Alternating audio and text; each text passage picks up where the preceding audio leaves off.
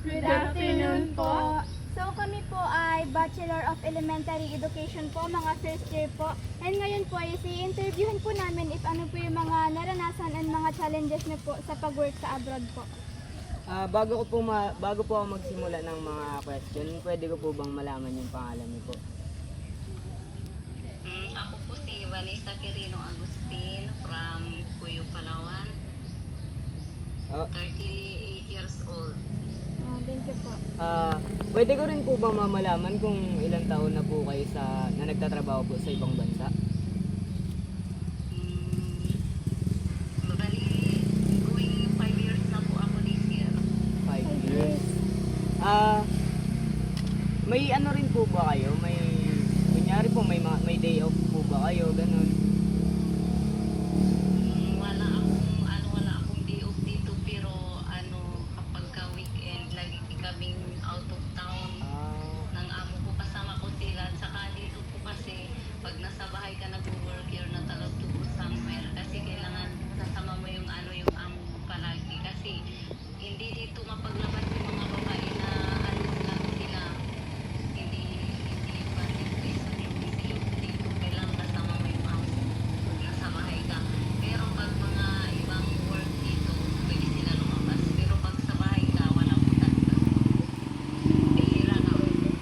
Saang country po kayo ngayon nagtatrabaho mo? Dito po sa Riyadh, Saudi Arabia. Kamusta naman po yung pakiramdam na malayo po kayo sa pamilya niyo?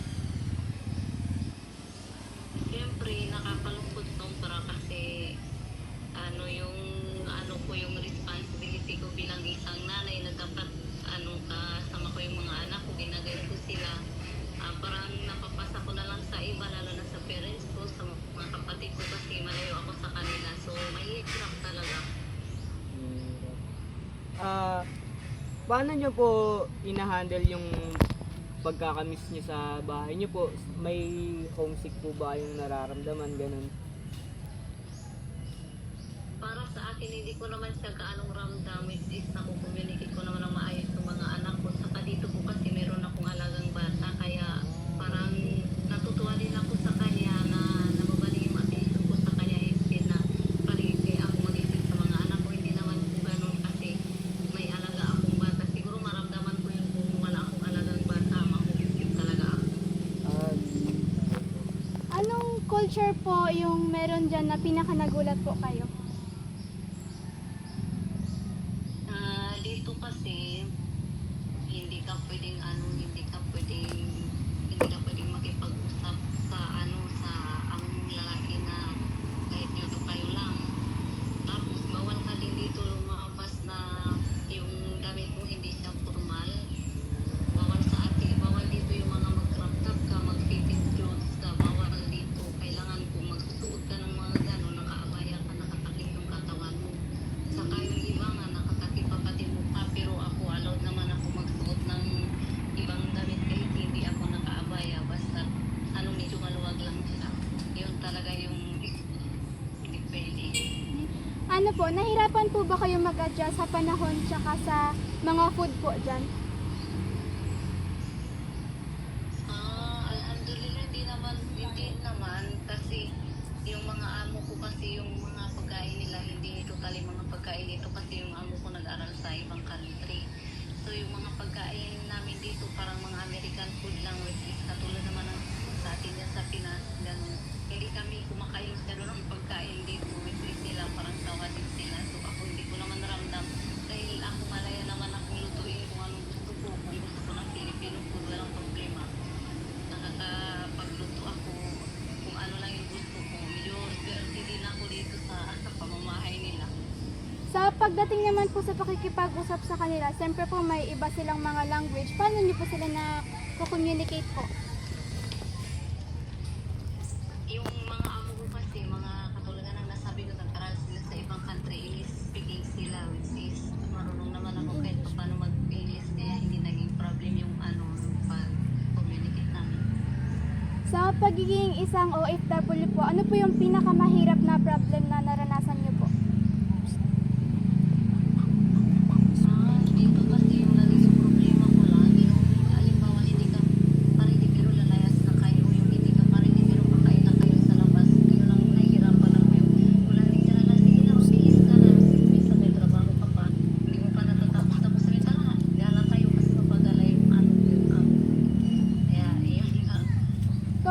po, kapag may karamdaman kayo or may mga emergency, sino po yung nagatulong sa inyo po? Ang responsibility po ng employer po, dinadala naman ako sa sa hospital kapag gusto ko magpa-check up. Pero pag wala, tamang ilong lang ng Panadol kasi naman yung gamot dito. Sa ano? May last question po ako, ma'am. Ano pong may papayo niyo sa mga tao na gusto rin po mag-abroad? Kailangan malakas yung loob nyo, tapos kailangan talaga maging talaga kayo matatag. Para sa akin kasi, iba kasi yung ugali dito ng mga tao. Kung nakikita ka nila na medyo islo ka sa lahat ng bagay, yung parang na-underestimate nila na you're not uneducated, parang ititreat ka rin nila based sa level mo. Kaya kung at least high school ka, panindigan mo dapat na hindi ka mababang uri ng tao.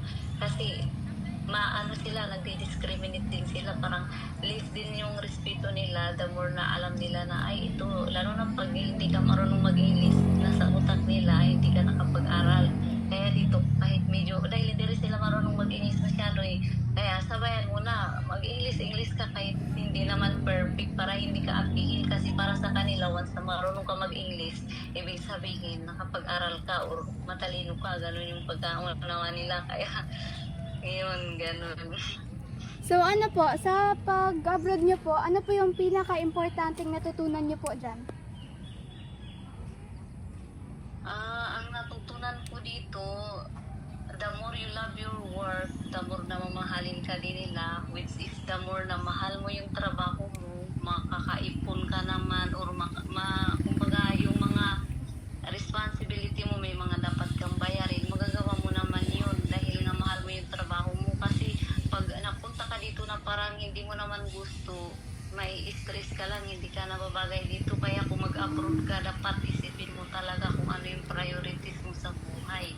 Lakasan talaga yung loob. Thank you po, ma'am, sa maganda po na...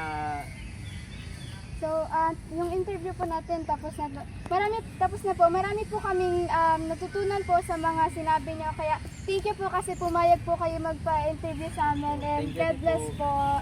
Ingat po Bye-bye kayo po. dyan. Thank you po. Thank you po. Thank you po. Bye-bye.